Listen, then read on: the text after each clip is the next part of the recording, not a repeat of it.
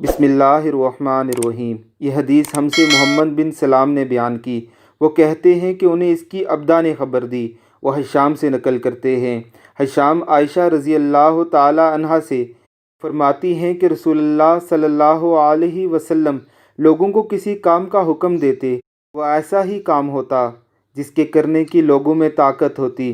اس پر صحابہ کرام رضوان اللہ علیہم اجمعین نے عرض کیا، یا رسول اللہ صلی اللہ علیہ وسلم، ہم لوگ تو آپ جیسے نہیں، آپ تو معصوم ہیں اور آپ کی اللہ پاک نے اگلی پچھلی سب لغزشیں معاف فرما دی ہیں، اس لیے ہمیں اپنے سے کچھ زیادہ عبادت کرنے کا حکم فرمائیے۔